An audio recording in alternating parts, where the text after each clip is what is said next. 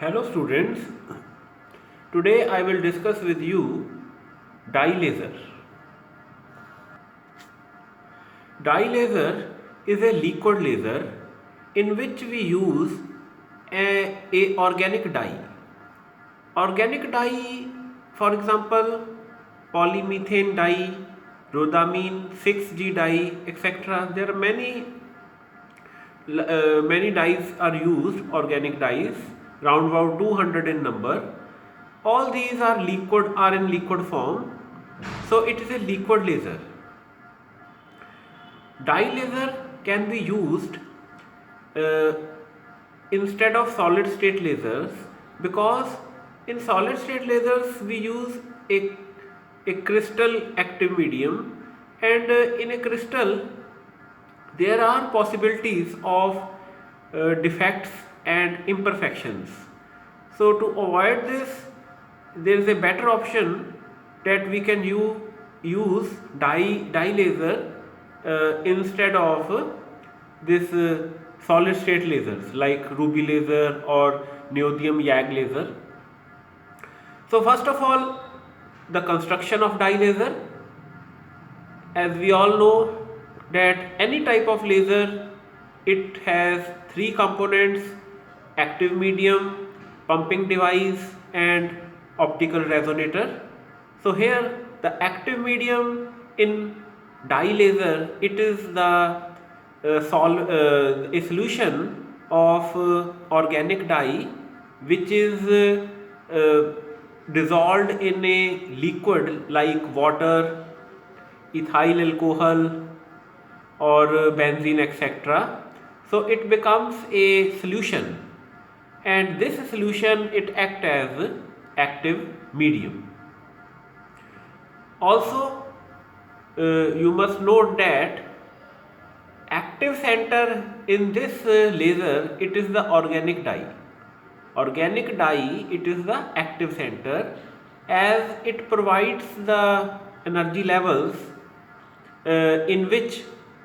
through which we get laser beam. Also here you can see that there is a tube in which we have put that organic dye. This tube is called dye cuvette, and on the upper side optical pumping is shown, that is required for this population inversion. And also in this figure there is a mirror M1, which is, as we know, it is also present in other lasers also, but the change is that on the left side we have used a diffraction grating instead of the other mirror. So this is the diagram of this dye laser. Now here the second component, it is the pumping source. In dye laser we use optical pumping, and mainly for optical pumping we use xenon lamp, and optical pumping is also, we have seen, was used in solid state lasers. It is because that in these type of lasers, whether it is this dye laser or solid state lasers, here the energy levels, they consist of bands that are closely spaced. So when we don't need any particular wavelength, or there may be some line width, so in that case we can use optical pumping. The third component, optical resonator, which is required for sustained laser oscillations. So for optical resonator, as we have seen in the diagram, on one side, that is the right side, there is the mirror M1, and on the left side there is diffraction grating. So this diffraction grating is used instead of other mirror. It is because we have to tune this dye laser. Tuning means that in dye laser we get a large number of wavelengths. through laser beam.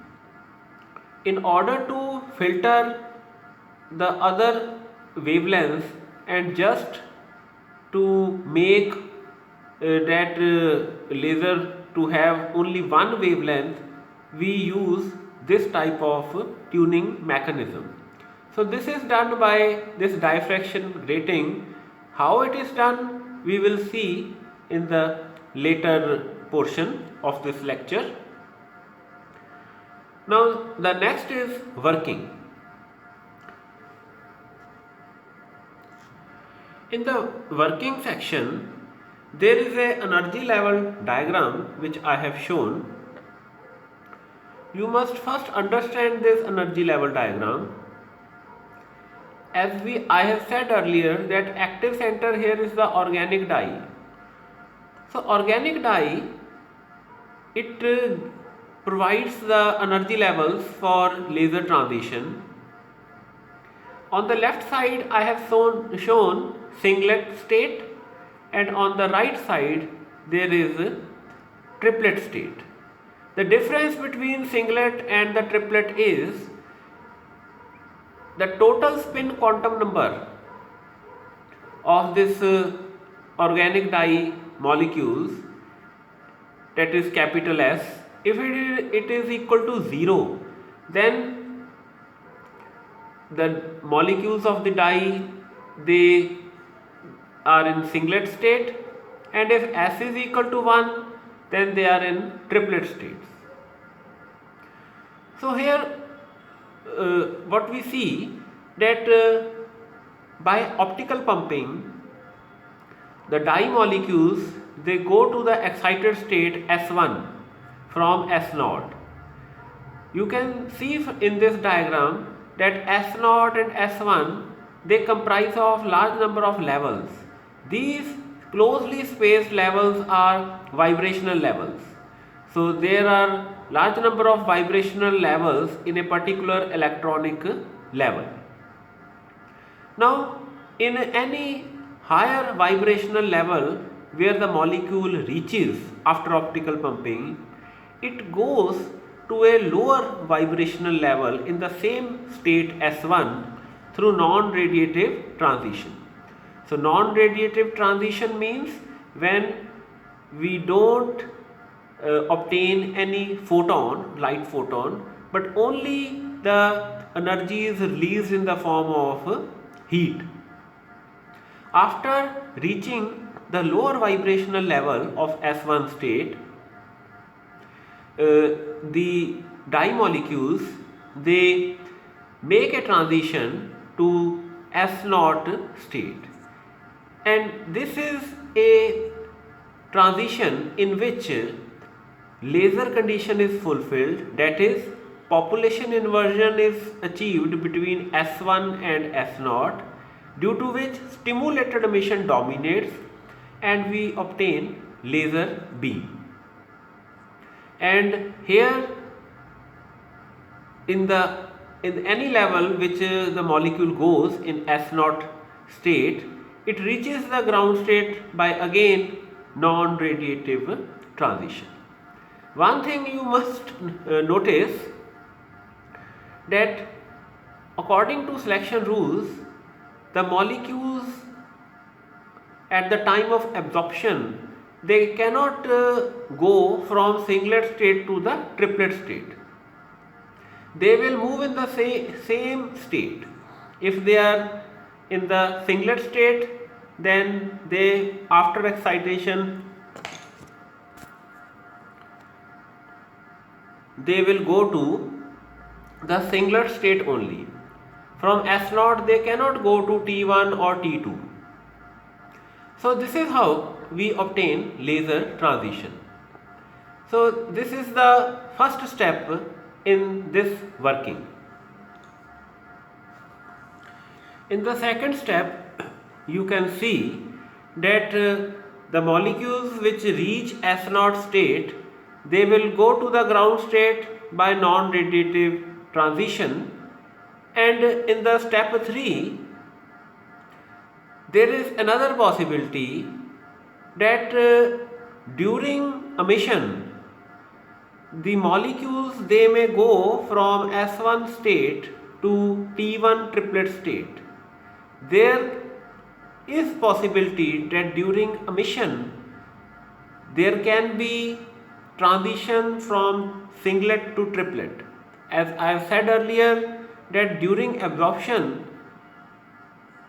according to selection rules, a molecule cannot change its state from singlet to triplet. If it is in singlet, it will remain there.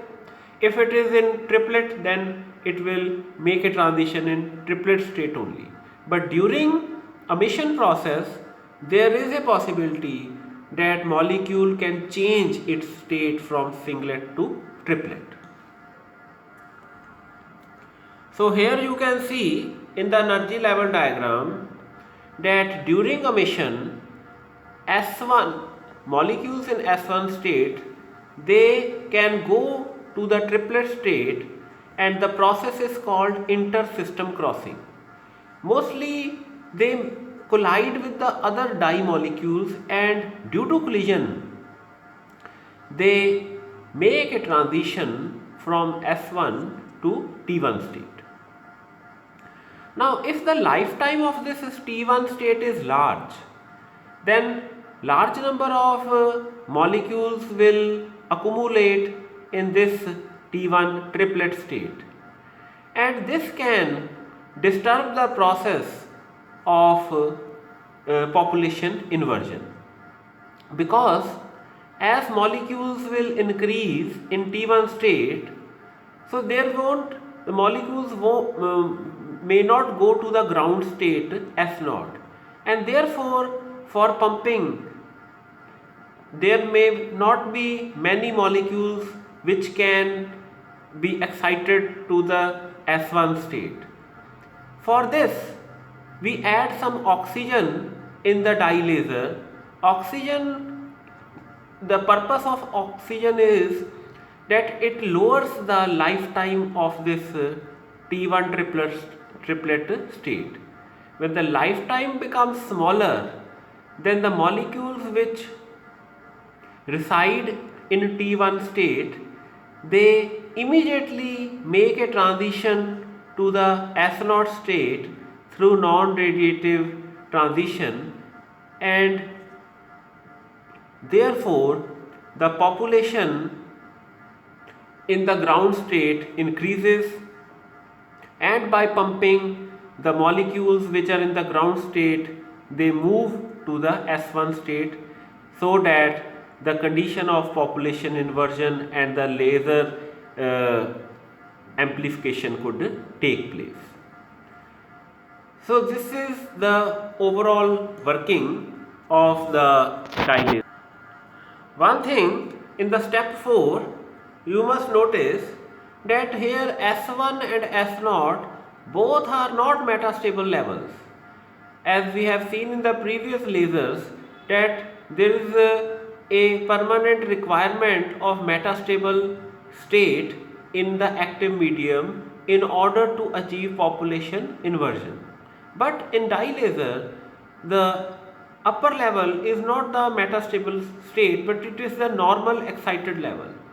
Therefore, being only an excited level S1 state, its lifetime is very small, and therefore the molecules in the S1 state, they won't reside there for much time, and they will come towards the S0 state. Therefore the rate of pumping in case of dye laser is very large, approximately 100 kilowatt per centimeter square. So that much power per unit area is required for the optical pumping. The last thing which is one should understand in dye laser, it is the tuning method. Tuning means that we want to filter all the other wavelengths, and only we require our desired wavelength. For this, I have said diffraction grating is used. In the diagram you can see that the diffraction grating, it is at a particular angle, inclined at particular angle theta with respect to cavity axis, and this is the condition of diffraction where d is the grating space. So for any wavelength or any particular wavelength for which this condition holds, only that wavelength will remain and we get a laser light of that particular wavelength. All other wavelengths which do not satisfies this condition, they won't be there, they will be absorbed. So this was dye laser output characteristics. You can see that approximately or nearly we get light from dye laser from 570 nanometer to 660 nanometer. By tuning, we can achieve or can obtain any particular wavelength in between this range. And other characteristics, they are almost same as that of solid state lasers. So that was all about. I hope you have understand this dye laser. Thank you.